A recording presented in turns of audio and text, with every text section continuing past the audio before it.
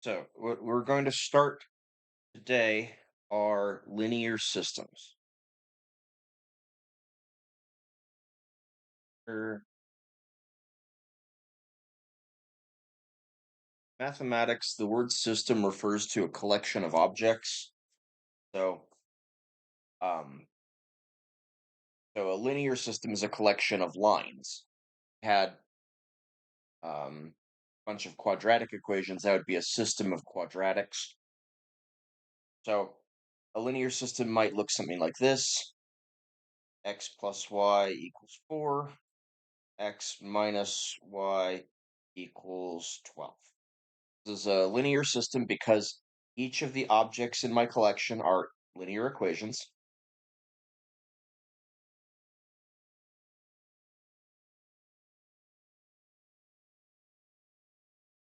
And I just have a bunch of them grouped together. If I can do any of the things that I do with a single line. You know, this top equation is going to be y equals negative x plus 4. So I go 1, 2, 3, 4.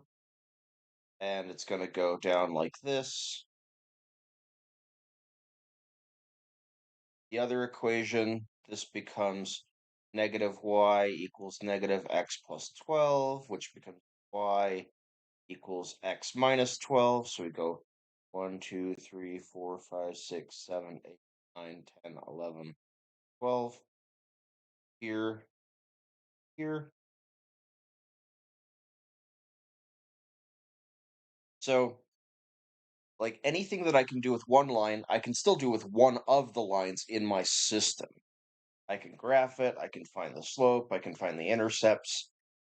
But because I have more than one line now, I also have the extra problem of the intersection.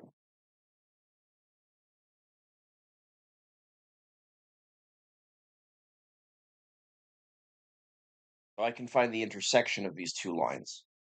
Now, any point on this line has to be a solution of this equation. And any point on this line has to be a solution of this equation. So this point here is a unique point that is a solution to both of these equations. Copy these down here. Y equals 4 and x minus y equals 12. So, unfortunately, I can't solve for the coordinates of this point in either of these lines by themselves. If I try and solve for y, I get negative x plus 4, and this is not a coordinate. This is not a single value. Same thing with the other one. I can't solve either equation to find the x or y coordinate of that point, but I can use both equations together to find to find the coordinates of that intersection point. And the way that I'm going to do it is I have to figure out how to use these two equations together to remove one variable. You see, as long as I have more variables than equations, I can't solve I can't solve for a particular solution. In this equation here, I have two variables in one equation. I can't find a value. I have too many degrees of freedom. As one variable changes, the other variable changes to compensate. But with these two equations, I can use these to eliminate one of the equations. For example, I can solve the top equation for y and then plug that in for y in the other equation. Y minus negative x plus 4 equals 12. And now in this equation, I only have one variable, and I can solve for that one variable. Negative negative x is positive x, negative 4 equals 12. I have 2x equals 16. I'm adding 4x to both sides and grouping like terms. So x equals 8. That's the x coordinate. I can then plug that x coordinate back into my equation solved for y. Y equals negative x plus 4, and that gives -4 as my y-coordinate. So the coordinates of this point here are 8, comma, -4. This procedure that we did is called substitution, and it works pretty well. We're going to eventually have 5 different methods to solve these types of formulas or these types of problems. The next one we're going to talk about is called um, elimination, and then we're going to learn in a little bit, not today, we'll learn how to do row reduction.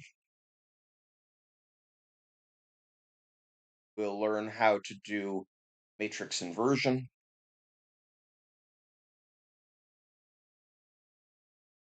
and we'll learn how to do Cramer's rule. Maybe. We we might have to skip Cramer's rule in this semester just because we lost a couple of days of instruction. But you'll be expected to know these, and we'll talk about the pros and cons of all of them. The pro of substitution is it's fairly easy to understand. It's not as fast as the other methods, but if I have a system,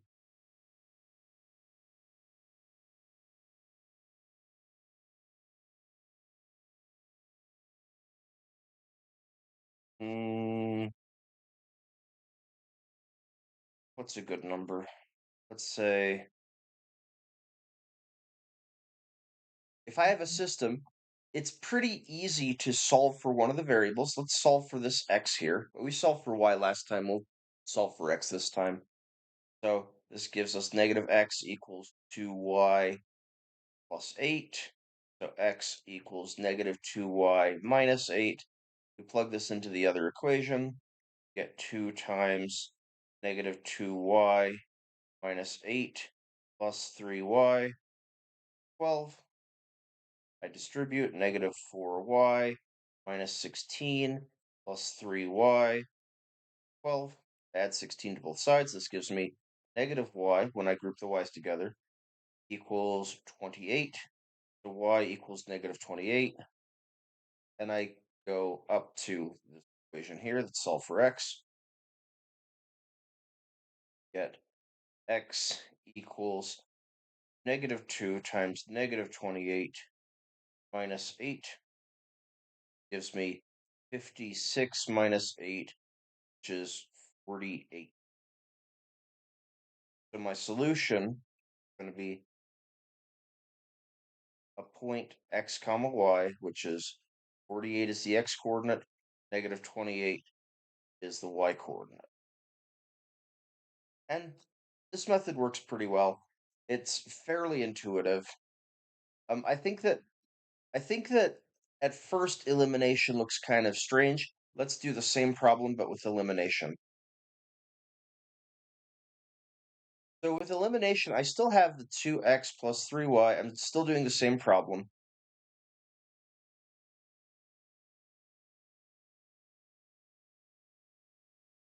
The way that elimination works is I'm allowed to add the same thing to both sides of an equation. So if I take one of my equations and I multiply it by a constant to scale it up, I'll multiply this by 2 to scale it up. -2x minus 4y equals 16. These two equations are equivalent because I just multiplied the, the middle equation by 2 to get the bottom equation. If I now add the top equation to the bottom equation, I'm going to copy this here.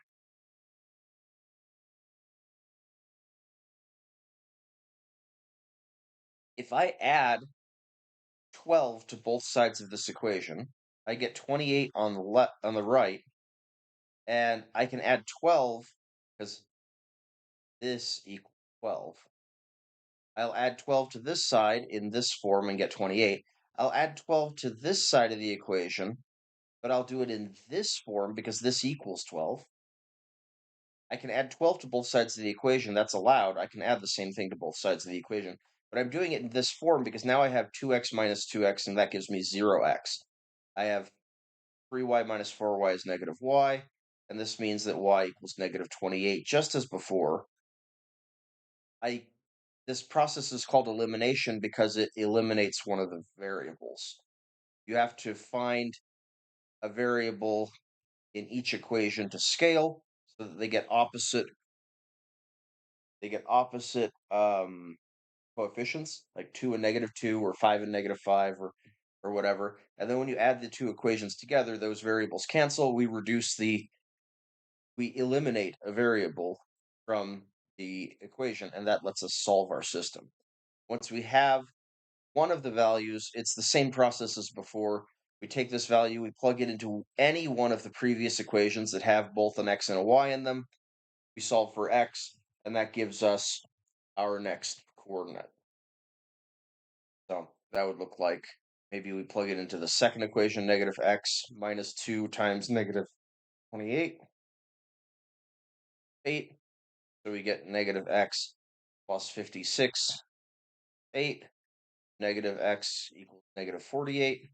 So x equals 48. Those are the two methods that we're going to talk about right now.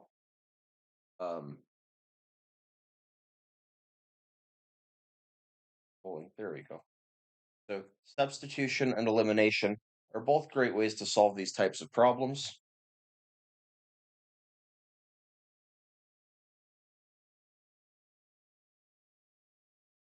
Let's get another linear system to solve.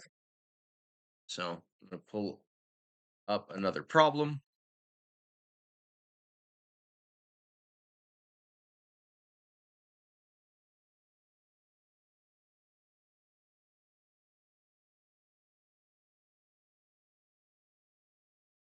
Okay.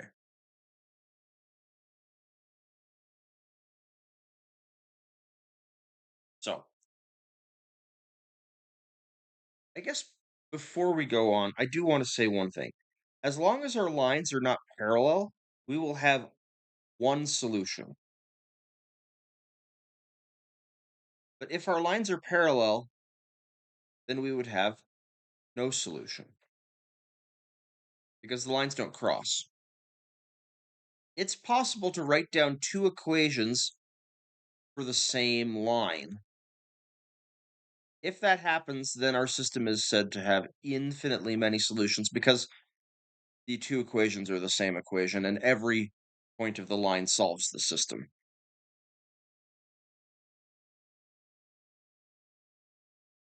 So I just pulled up some practice problems for us to do, and I don't know if they have solutions or not. There's one equation, there's another. Now, you are going to be expected not only to be able to solve systems that have one solution like this, but identify when you have systems that don't have solutions or have infinitely many solutions. So this, if it has no solution, it's not a failure. It just means that we've correctly identified that there's no solution to the problem. And I'll show you how that looks. So, I mean, graphically it looks like this, but I'll show you what to look for in the problem if that happens. So we have this. This is a good candidate for substitution because we already have a variable by itself. We might also consider elimination because multiplying the top equation by negative 5 would allow us to eliminate the x's pretty easily. By the way, elimination works on both coordinates. So you can eliminate the x's or you can eliminate the y's, whichever you think is more useful. But with this, well, I think I want to practice elimination again because I think that students struggle a little bit more to like it's not as intuitive. I think it makes more intuitive sense to most students to say, "Oh, I'm solving for y and then plugging y into the other equation." That makes sense. I think that add the two equations together. Like when you're told, you're just adding equal numbers to both sides. It's not that hard to understand, but I do think it looks weird the first couple times, and maybe doing a second example would be good. I'm going to take this top equation. I'm going to use elimination. I'm going to multiply this top equation by -5. This gives me -5x plus 35y equals 55. When I add, now I get 37y equals 55 minus 18 is 37. And so y equals 1. That's pretty nice. My cat is here, looking at my cereal bowl. Once I find this, I can plug y equals 1 into any equation. I'm going to choose this one because this one looks like the easiest one to solve for x. X minus 7 times 1 is x minus 7. This equals -11. I add 7 to both sides. I get -4. Here's my x coordinate. So the solution is -4 comma 1. That's not too terribly bad. Let's do another. Have 7x minus 8y equals -12. We have -4x plus 2y equals 3. So with this one, I don't see that it's particularly easy to solve for any of the variables. No matter which variable we solve for, we're going to end up with a fraction somewhere. And that's not nice. So it would be nicer if we didn't have to deal with fractions.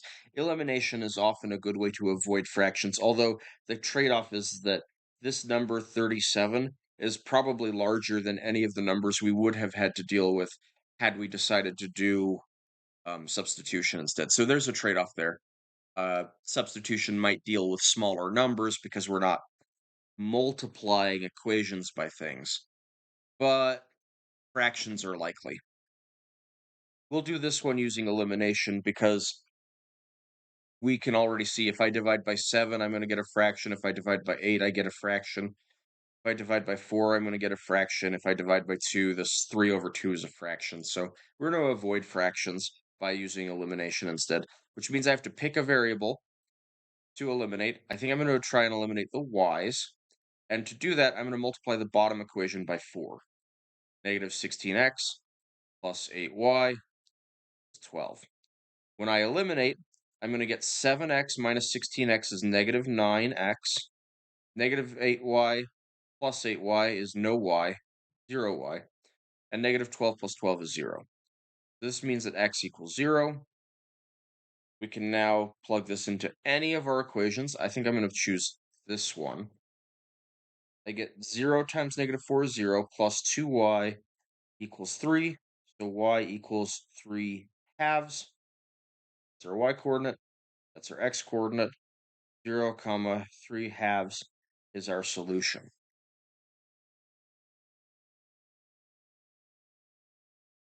Okay. Let's try another.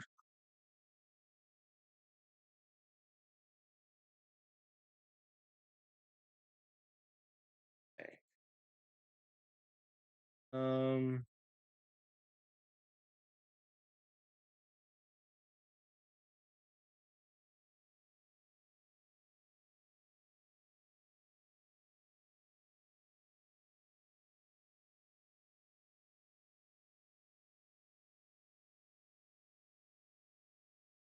-2x plus 10y 2 to 5x minus 25y is 3. Looking at this, substituting is going to need fractions.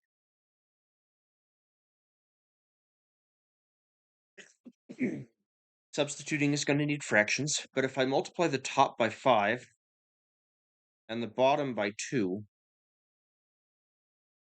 then I'm going to get negative 10x plus 50y equals 10 on top. On the bottom, I'm going to get 10x minus 50y equals 6 on the bottom.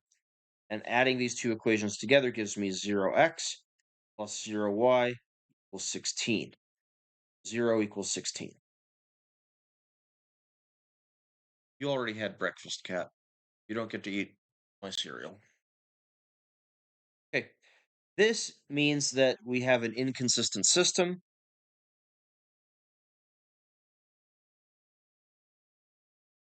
which is another way of saying no solution.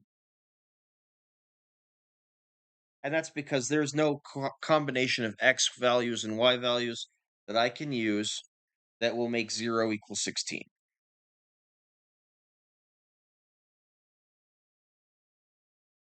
So that means these two lines are parallel.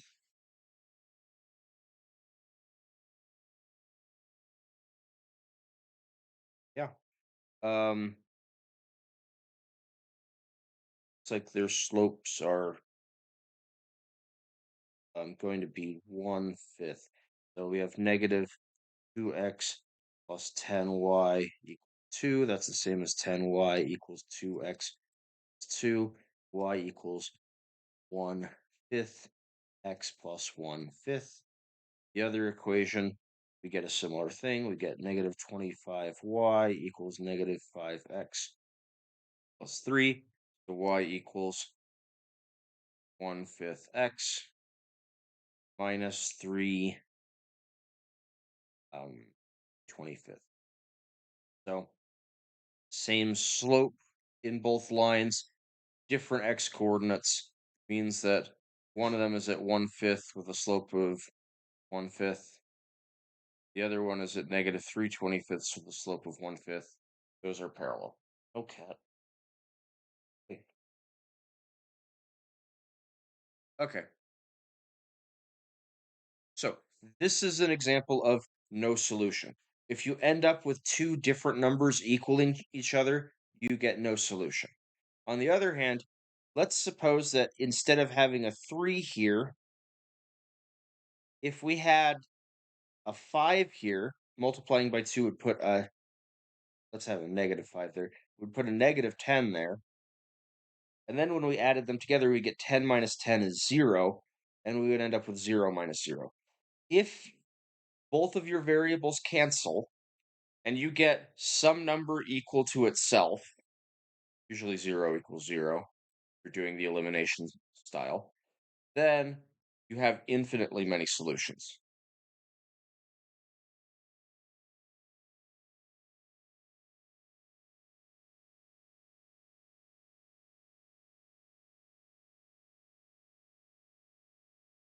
So changing this number here to a negative 5 would change our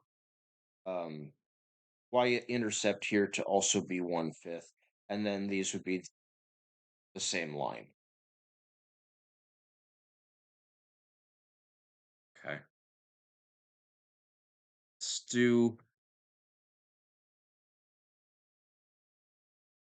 one 3x3 problem. So the techniques for a 3x3 are exactly the same as a 2x2. 2x plus 5y 2z equals 3. 3x minus 2y plus 4z 17. Negative 6 x plus y minus 7z negative 12. Check. 2, 5, 2, negative 38. 3, negative 2, 4, 17. Negative 6, 1, negative 7, 12. Okay, so this system here has 3 variables, and what we need to do is we need to figure out one variable to eliminate and go from there. I think that what I'd like to do is I'd multiply the top equation by 3 and the middle equation by 2 and add the third equation to each of them. Doing that should eliminate the x's. So the top equation times 3 is going to be 6x plus 15y plus 6z equals, let's see, be 114, negative 114. The middle equation by 2 is going to be 6x. I want to give myself a little space, actually. Let's 6x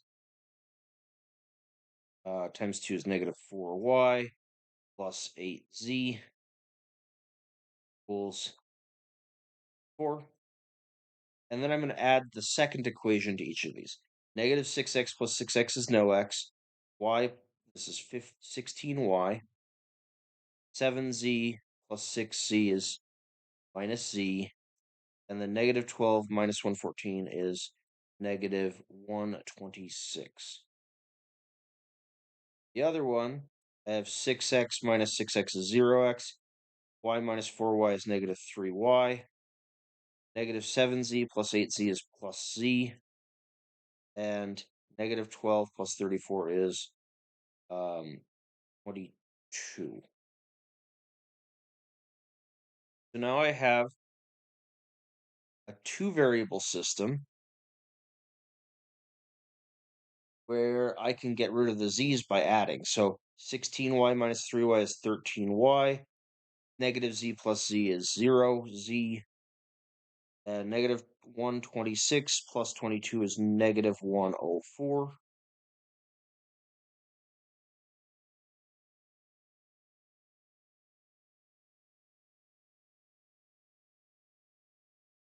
I can now divide both sides by 13. Let's see. 13, 26, well, 26, 39, 52, 65, 78, not 80, 91, 104. This goes in 5, 6, 7, 8 times. Y is 8. Now that I have that, I can put that into this equation. I get z equals 3 times 8. I'm just adding 3y to both sides. Y is 8, so 3y is 3 times 8. It's 22. This gives me 24 plus 22, which is 46. Z is 46.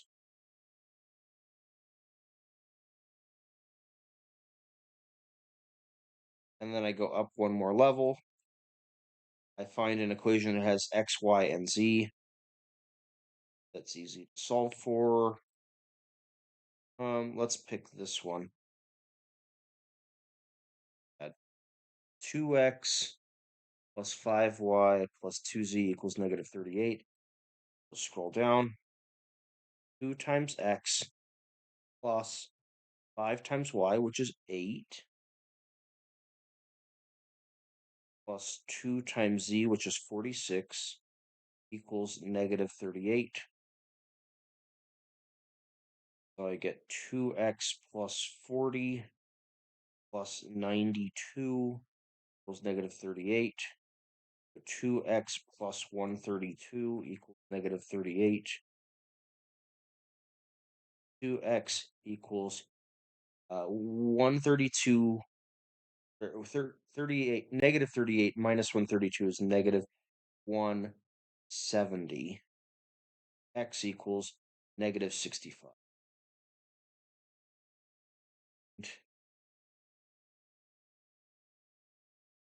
One of the things that can happen with these is that if you get something wrong at the beginning, it cascades.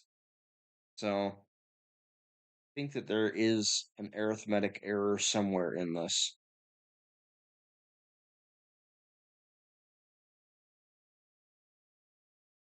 I think I did an arithmetic error somewhere in this.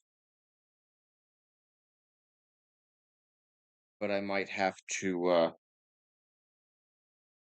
solve to find that error in class on Friday.